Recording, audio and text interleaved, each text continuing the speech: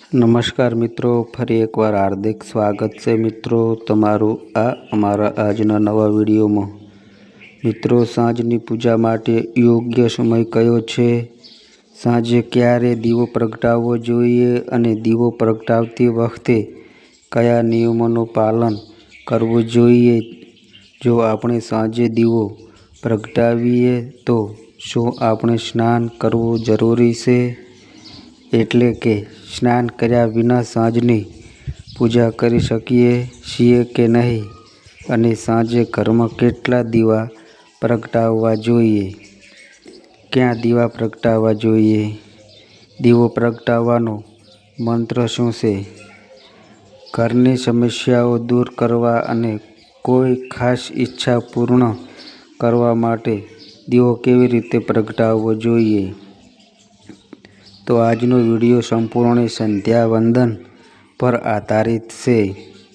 મિત્રો, વિડીયોમાં આગળ વધતા પહેલાં કોમેન્ટ બોક્સમાં તમારી કુળદેવી માતાનું નામ ચોક્કસ લખજો, જેથી કરીને માતાજીના આશીર્વાદ અને કૃપા મળતી રહે। મિત્રો, સાંજે જ્યારે તમે સંધ્યા વંદન કરો છો, પૂજા આરાધના કરો છો, દીવો પ્રગટાવો છો, તમારે તે કેવી રીતે કરવું જોઈએ? તમારે કયા નિયમનું પાલન કરવું જોઈએ? જેના જવાબ હું તમને શાસ્ત્રો અનુસાર આપવાનો શ્રેષ્ઠ પ્રયાસ કરીશ।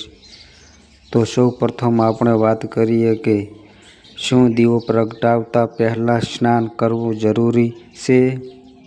એટલે કે સાંજે પૂજા કરતાં પહેલાં। જો શાસ્ત્રો અનુસાર પૂજામાં શુદ્ધતા જરૂરી છે, તેથી જ્યારે આપણે સવારે પૂજા કરીએ છીએ ત્યારે સ્નાન કરવું ખૂબ જ મહત્વપૂર્ણ છે।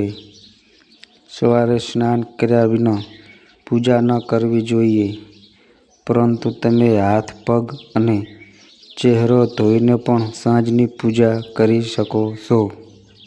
સ્નાન કરવું જરૂરી નથી। હવે જુઓ, જો તમે ઈચ્છો તો તમે કરી શકો છો। તમારા કપડાં પણ બદલો અથવા તમે ફક્ત તમારા હાથ અને ચહેરો ધોઈને પણ પૂજા કરી શકો છો। જેમ કે જો તમારે સાંજે પૂજા કરવી હોય તો તમારે દિવસ દરમિયાન પણ શુદ્ધતાનું ધ્યાન રાખવું જોઈએ। જેમ કે જ્યારે પણ તમે શૌચાલય કે બાથરૂમ જાઓ છો ત્યારે તે સમયે તમારે શુદ્ધતાનું ધ્યાન રાખવું જોઈએ। જો તમે દિવસભર તમારી સ્વચ્છતાનું ધ્યાન રાખો છો તો સાંજે તમે સ્નાન કર્યા વિના ફક્ત હાથ પગ ધોઈને પૂજા કરી શકો છો। અને જો તમે ઈચ્છો છો તો તમે સ્નાન પણ કરી શકો છો। ઉદાહરણ તરીકે, જો ઉનાળો હોય તો તમે સાંજે સ્નાન કર્યા પછી પૂજા કરી શકો છો। તેથી તમે તમારી વિવેક બુદ્ધિ મુજબ ઘણી બાબતો જાતે નક્કી કરી શકો છો। સાંજની પૂજામાં દીવો કયા સમયે પ્રગટાવવો જોઈએ? તો સાંજે પૂજાનો સમય પ્રદોષ કાળ છે। એનો અર્થ એ થયો કે જ્યારે સૂર્યાસ્ત થાય છે ત્યારે આપણા ઘરમાં તે સમયે દીવો પ્રગટાવવો જોઈએ। હવે જેમ તમે લોકો પૂછો છો કે સાંજે કયા સમયે દીવો પ્રગટાવવો જોઈએ, તો પછી સાંજે સૂર્યાસ્તનો સમય દરેક ઋતુમાં અલગ અલગ હોય છે। ઉદાહરણ તરીકે, જો શિયાળો હોય તો સૂર્ય 5:03 વાગે આથમે છે। ઉદાહરણ તરીકે, જો ઉનાળો હોય તો સૂર્યાસ્તનો સમય 6 થી 6:30 થી 7 સુધીનો હોય છે। ક્યારેક ઉનાળામાં 7:30 વાગ્યા હોય છે। તેથી દરેક ઋતુઓમાં સૂર્યાસ્તનો સમય અલગ અલગ હોય છે। તેથી દીવો કયા સમયે પ્રગટાવવો તે યોગ્ય સમય કહેવું ખૂબ જ મુશ્કેલ રહેશે અને તે યોગ્ય પણ નહીં હોય। આપણે દર વખતે આપણે દર વખતે એક જ સમયે દીવો પ્રગટાવી શકીશું નહીં. તેથી સાંજનો સમય ધ્યાનમાં રાખો. જ્યારે સાંજનો સમય હોય એટલે કે જ્યારે સૂર્ય આથમી રહ્યો હોય ત્યારે તમારે તે સમયે તમારા ઘરમાં દીવો પ્રગટાવવો જોઈએ. અને હવે એ વાત કરીએ કે તમારે તમારા ઘરમાં કેટલા દીવા પ્રગટાવવા જોઈએ. શાસ્ત્રો અનુસાર દરરોજ સાંજે ઘરના મુખ્ય પ્રવેશદ્વાર પર એક દીવો પ્રગટાવવો જોઈએ. આ સાથે શું થાય છે તે એ છે કે સાંજે દેવી લક્ષ્મી અને તેમની બહેન ગરીબી બંને પ્રવાસ માટે નીકળે છે. તેથી મહાલક્ષ્મી એ ઘરમાં પ્રવેશ કરે છે. જેના મુખ્ય દ્વાર પર દીવો પ્રગટાવવામાં આવે છે અને જેના મુખ્ય દ્વાર પર દીવો લટકાવવામાં આવતો નથી તેમાં ગરીબી પ્રવેશ કરે છે. તેથી મહાલક્ષ્મી તમારા ઘરમાં પ્રવેશ કરે છે તે માટે ઘરના મુખ્ય પ્રવેશદ્વાર પર એક દીવો પ્રગટાવવો જોઈએ. અને આ ઘરના મુખ્ય પ્રવેશદ્વાર પર પ્રગટાવવામાં આવતો દીવો શાસ્ત્રોમાં સાંજના સમયના ઘણા ફાયદા જણાવવામાં આવ્યા છે.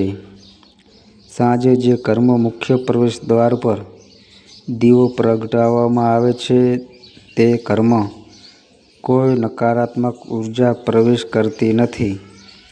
જો તમારા ઘરમાં કોઈ વાસ્તુ દોષ હોય તો જો તમે મુખ્ય પ્રવેશદ્વાર પર દીવો પ્રગટાવો છો તો તમને તમામ પ્રકારના વાસ્તુ દોષથી મુક્તિ મળે છે. અને જો તમારા ઘરમાં પિતૃદોષ છે જેના કારણે તમારા ઘરમાં સમસ્યાઓ ચાલુ રહે છે તો આપણે ઘરના મુખ્ય પ્રવેશદ્વાર પર દીવો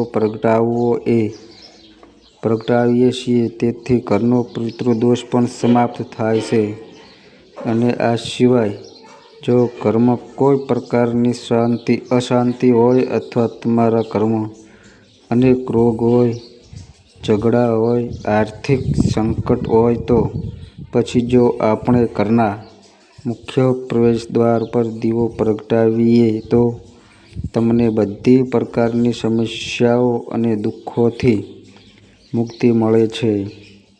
તેથી ઘરના મુખ્ય પ્રવેશદ્વાર પર દીવો પ્રગટાવવો ખૂબ જ મહત્વપૂર્ણ છે. હવે બીજા દીવાની વાત કરીએ તો તમારે બીજો દીવો તમારા ઘરના તુલસીના છોડ પાસે પ્રગટાવવો જોઈએ. જો સાંજે તુલસીના મૂળ પાસે અંધારું હોય તો આવા ઘરમાં ગરીબી કાયમિક નિવાસ બની જાય છે. અને જે ઘરોમાં સાંજે તુલસી પાસે દીવો પ્રગટાવવામાં આવે છે તેવા ઘરોમાં લક્ષ્મીનો વાસ થાય છે. આવા ઘરોમાં શ્રી હરિકૃષ્ણ મહાલક્ષ્મી સાથે નિવાસ કરે છે. તો તમારે સાંજે તુલસી પાસે દીવો પ્રગટાવવાનો પ્રયાસ કરવો જોઈએ. હવે આગામી દીવાની વાત કરીએ તો સાંજે તમારા ઘરના ઈશાન ખૂણામાં એટલે કે જ્યાં પણ તમે તમારા ઘરમાં મંદિર બનાવ્યું હોય તે જગ્યાએ ઘરના મંદિરમાં દીવો પ્રગટાવવો. તમારે દરરોજ 2-3 દીવા ચોક્કસ પ્રગટાવવા જોઈએ. જો તમે દરરોજ 3 દીવા પ્રગટાવો છો તો મારા પર વિશ્વાસ કરો, તમારા ઘરની ઘણી સમસ્યાઓ આપમેળે ઉકેલાઈ જાય છે. અને હવે વાત કરીએ કે દીવો શેનાથી પ્રગટાવવો જોઈએ. સરસવનું તેલ નાખવું જોઈએ કે નહીં, કે તલનું તેલ વાપરવું જોઈએ કે શુદ્ધ ગાયનું ઘી. આપણે દીવો શેનાથી પ્રગટાવવો જોઈએ. જો તમે તેને પ્રગટાવો છો તો જુઓ, શાસ્ત્રો અનુસાર સરસવના તેલનો દીવો બધે પ્રગટાવવો જોઈએ નહીં. સરસવના તેલને કડવું તેલ કહેવામાં આવે છે. આ તેલથી આપણે દીવો પ્રગટાવીએ છીએ. જો તમે શનિવારે શનિદેવને દીવો દાન કરો છો તો તમારે સરસવના તેલનો દીવો પ્રગટાવવો જોઈએ અને જો તમે ઈચ્છો છો તો પીપળાના ઝાડ પર પણ સરસવના તેલનો દીવો પ્રગટાવી શકો છો અથવા જો ભૈરવ દેવતા હોય તો તેમના માટે પણ તેલનો દીવો પ્રગટાવવામાં આવે છે. આ સિવાય શાસ્ત્રોમાં ક્યાંય પણ સરસવના તેલથી દીવો પ્રગટાવવાનો ઉલ્લેખ નથી. શાસ્ત્રો અનુસાર આપણે કોઈ પણ દેવતા માટે જે દીવો પ્રગટાવીએ છીએ તેમાં ગાયનું ઘી ઉમેરીને પ્રગટાવવું જોઈએ. હવે જુઓ એવા સમયે શું કરવું જોઈએ. જ્યારે શુદ્ધ ગાયનું ઘી ઉપલબ્ધ ન હોય તો તમે ગાયના ઘી અથવા શુદ્ધ ઘીના નામે જે પણ ઘી મળે તેનો ઉપયોગ કરી શકો છો અથવા તમે ઈચ્છો તો તલના તેલથી દીવો પ્રગટાવી શકો છો. જો તમે દીવો પ્રગટાવી શકો છો તો તમારા ઘરમાં દરરોજ જે દીવા પ્રગટાવો છો પછી ભલે તે ઘરના મુખ્ય પ્રવેશદ્વાર પર હોય કે તુલસીના છોડ પાસે હોય, ઘરના ઉત્તર પૂર્વ ખૂણામાં હોય તો બધા દીવા તલના તેલના અથવા શુદ્ધ ઘીથી પ્રગટાવવા જોઈએ. અને જ્યારે તમે દીવો પ્રગટાવો છો જેમ કે મુખ્ય પ્રવેશદ્વાર પર દીવો પ્રગટાવો છો અથવા તુલસીના છોડ પાસે દીવો પ્રગટાવો છો અથવા ઘરમાં દીવો પ્રગટાવો છો ત્યારે એક વાત ધ્યાનમાં રાખવી જોઈએ કે દીવો ક્યારેય સીધો જમીન પર ન રાખવો. દીવો મૂકતી વખતે જો તમે ઈચ્છો તો દરરોજ દીવા નીચે થોડા ચોખા રાખી શકો અથવા જો તમે ઈચ્છો તો થોડા ફૂલ પણ રાખી શકો છો. અને જો તમે દીવા નીચે ચોખા રાખો છો તો તમારે ધ્યાનમાં રાખવું પડશે કે ચોખા અખંડ હોવા જોઈએ, કારણ કે એવું માનવામાં આવે છે કે જો આપણે પૂજામાં તૂટેલા ચોખાનો ઉપયોગ કોઈ પણ રીતે કરીએ છીએ પછી ભલે તે દીવા નીચે રાખીને હોય કે અક્ષના રૂપમાં તો તે ઘરમાં ગરીબી આવે છે. તેથી અખંડ ચોખા જ હોવા જોઈએ. જો તમે તેને દીવા નીચે રાખો છો અને ઘણા લોકોને પ્રશ્ન હોય છે કે જો આપણે દરરોજ દીવા નીચે ચોખા રાખીએ છીએ તો બીજા દિવસે તે ચોખાનું શું કરવું જોઈએ. તેથી બીજા દિવસે તમે તેને લઈને પક્ષીઓને ખવડાવો છો. પક્ષીઓ તેને ખાય છે અને જે દીવો તમે ઘરના ઉત્તર પૂર્વ ખૂણામાં પ્રગટાવો છો એટલે કે ઘરના મંદિરમાં પ્રગટાવવામાં આવે છે તો તમે તે દીવો કોઈ પણ પાત્રમાં રાખી શકો છો. જેમ કે એક નાની થાળી લો, તે થાળીમાં દીવો રાખો અને અમે તે દીવો પ્રગટાવીએ છીએ એટલે કે જે દીવો તમે ઘરના મંદિરમાં પ્રગટાવો છો તે તમે કોઈ પણ પાત્રમાં રાખી શકો છો. પરંતુ તમારે કોઈ દીવો સીધો જમીન પર ન રાખવો જોઈએ. આ ધ્યાનમાં રાખો. સાંજની પ્રાર્થના કરતી વખતે કયો મંત્ર જાપ કરવો જોઈએ. દીવો પ્રગટાવતી વખતે દીવો પ્રગટાવવાનો મંત્ર શું છે તો જુઓ, હું તમને દીવો પ્રગટાવવાનો મંત્ર કહીશ. જો તમે તેનો જાપ કરી શકો છો તો ચોક્કસ જાપ કરો, પરંતુ જો તમે મંત્ર જાપ કરી શકતા નથી તો પણ સાંજે જ્યારે તમે દીવો પ્રગટાવો છો ત્યારે દીવો પ્રગટાવતી વખતે તમે કોઈ પણ મંત્રનો જાપ કરી શકો છો. ઉદાહરણ તરીકે જો તમે ઈચ્છો તો તમે માતા રાણી, કૃષ્ણ કન્હૈયાના કોઈ પણ મંત્રનો જાપ કરી શકો છો. જો તમારી પાસે કોઈ પણ પ્રિય દેવતાનો મંત્ર હોય તો તમે તેમના મંત્રનો પણ જાપ કરી શકો છો. જો તમે દુર્ગા ચાલીસા અથવા હનુમાન ચાલીસાનો પાઠ કરતી વખતે દીવો પ્રગટાવો છો, દીવો પ્રગટાવવા માટે ફક્ત મંત્રનો જાપ કરવો જરૂરી નથી. તમે કોઈ પણ મંત્રનો પાઠ કરીને દીવો પ્રગટાવી શકો છો અને સંધ્યા વંદન કરી શકો છો. જો કારણ કે શાસ્ત્રોમાં કહેવામાં આવ્યું છે કે ક્યારેય મૌન રહીને પૂજા ન કરવી જોઈએ. બધા શુભ કાર્યો ફક્ત મંત્રોના જાપથી જ પૂર્ણ થાય છે. તેથી મંત્રનો જાપ કરવો જરૂરી છે.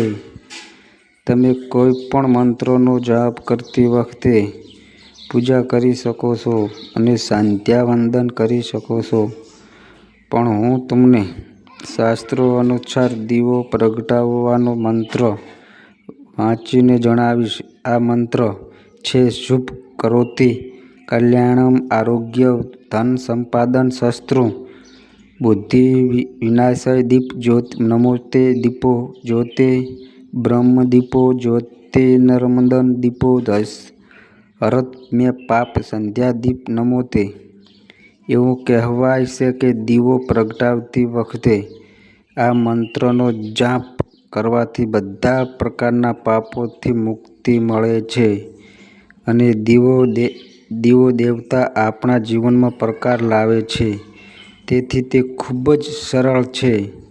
જો તમે આ મંત્રનો નિયમિત જાપ કરો છો, તમે તે ચોક્કસપણે યાદ રહેશે અને દીવો પ્રગટાવતી વખતે તમે જોયા વિના પણ તેનો પાઠ કરવો. અને હવે જો તમે ઈચ્છો તો તમે તેને કાગળ પર લખી શકો છો અને તેને તમારા ઘરના મંદિરમાં રાખી શકો છો જ્યાં તમારે દીવો પ્રગટાવવો છે. પછી જ્યારે તમે દીવો પ્રગટાવો છો પછી તમે આ મંત્ર જોઈને વાંચી શકો છો અને થોડા દિવસોમાં તે યાદ રહેશે. તો આ આજનો વિડીયો જે મેં તમારી સાથે સાંજની પૂજા અને સાંજે દીવો દાન સંબંધિત બધી માહિતી આપવાનો શ્રેષ્ઠ પ્રયાસ કર્યો છે. મિત્રો, હવે જાણીશું કે આ ભૂલને કારણે ઘરમાં પૈસાનો અભાવ રહે છે. આ વાસ્તુ ટિપ્સ જલ્દી અપનાવો. નંબર 1, ઘરમાં તુલસીનો છોડ અને દાડમનું ઝાડ હોવું જોઈએ. તે બંને ખૂબ જ શુભ છે. તુલસી એ માતા જગદંબાનું સ્વરૂપ છે. જ્યારે પણ તુલસી સુકાઈ જાય છે ત્યારે સાવધાન રહો. તે આપત્તિ સંપત્તિના નુકસાનનું પ્રતીક છે. નંબર 2, જો કોઈ પ્લોટનો ઈશાન ખૂણો કાપેલો હોય તો તેને ક્યારેય ખરીદશો નહીં અથવા ઘરમાં રહેતા લોકો ગરીબીનો ભોગ બને છે. તેવી જ રીતે જો શૌચાલય ઉત્તર-પૂર્વમાં સ્થિત હોય તો તે પણ ગરીબી અને રોગને આમંત્રણ આપે છે. નંબર 3, ત્રીજું, ઉત્તર દિશામાં રાખેલ માછલીનું બોક્સ અને સંપત્તિને આમંત્રણ આપે છે. ચોથું, ઘરની સ્ત્રીએ સવારે સ્નાન કરવું જોઈએ અને મુખ્ય દરવાજાના ઉંબરા પર પાણીનો વાસણ મૂકવો જોઈએ. જો તમે દરરોજ પાણી અર્પણ કરો છો તો દેવી લક્ષ્મીનું આગમન થાય છે. તમારી માતા કે પત્ની સાથે દલીલ કે લડાઈ ખાસ કરીને શુક્રવાર કે સોમવારે નાણાકીય સમસ્યાઓ તરફ દોરી જાય છે. નંબર 5, દરેક અમાવસ્યા પર ઘરની બધી બિનજરૂરી વસ્તુઓ વેચી દો અથવા ફેંકી દો. આ ઘરમાં શાંતિ અને ખુશી સુનિશ્ચિત કરે છે અને તમને આર્થિક રીતે સક્ષમ બનાવે છે. અમાવસ્યાના દિવસે કોઈ પણ નવી વસ્તુ ન ખરીદવી જોઈએ, જેમ કે કપડાં, ચંપલ, લોખંડની વસ્તુઓ વગેરે. નંબર 6, જો સાંજે કોઈ મહેમાન કે પરિણીત સ્ત્રી આવે તો તેનું સન્માન કરો અને આ દેવી લક્ષ્મીની લક્ષ્મીના આગમનનો સંકેત છે. નંબર 7, જો ઘરના આંગણામાં ભૂલથી પણ પાણીનો વાસણ કે પાણીનો સંગ્રહ ગોઠવાઈ ગયો હોય તો તેને ખામી ઓછી કરવા માટે તે જગ્યા ઉપર 24 કલાક બલ્બ પ્રગટાવો. નંબર 8, એક નિયમનું પાલન કરો. ઘરના મંદિરમાં દરરોજ દીવો પ્રગટાવવો. ઘરમાં પહેલી રોટલી ગાયને કાપો અને છેલ્લી રોટલી કૂતરાને આપો. આ મૂંગા પ્રાણીઓને રોટલી ખવડાવવાથી ભાગ્યના દ્વાર ખુલે છે. નંબર 9, પીપળાને વિષ્ણુનો અવતાર કહેવામાં આવે છે. પીપળાને રોજ પાણી ચડાવવાથી દેવી લક્ષ્મી પ્રસન્ન થાય છે. નંબર 10, ક્યારેય ઘરને 2 વાર ઝાડુ મારશો નહીં. એક ઝાડુ મારવાથી નકારાત્મક ઉર્જાનો નાશ થાય છે, જ્યારે બીજી વાર ઝાડુ મારવાથી સકારાત્મક ઉર્જાનો નાશ થાય છે અને દેવતાઓ ભાગી જાય છે. ઘરના અગ્નિ ખૂણામાં અથવા પૂર્વ દિશામાં અથવા ઉત્તર પૂર્વમાં અથવા ઉત્તર અને વાયવ્ય ખૂણા વચ્ચે કબાટ અથવા તિજોરી રાખવાથી ખર્ચ વધે છે અને સંપત્તિમાં ઘટાડો થાય છે. દક્ષિણ દિશામાં અથવા ઈશાનમાં ઉત્તરમુખી કબાટ, ઉત્તર કે પૂર્વ તરફ અથવા ઉત્તર દિશામાં પૂર્વાભાસ મધ્ય અરીસો, મોરની જોડીની પ્રતિમા અથવા ચિત્ર અને ઘી રાખવું જોઈએ. માર્કંડેય પુરાણ અનુસાર આ વસ્તુઓ દેવી લક્ષ્મીને આમંત્રણ આપે છે. ઉપરાંત, પૂજા રૂમમાં પોતાની ફૂલદેવતા અથવા ફૂલદેવી માટે સ્થાન હોવું જોઈએ. જો પશ્ચિમ કે વાયવ્ય તરફ ગટર કે નાળું હોય તો તે સુખ અને સંપત્તિનો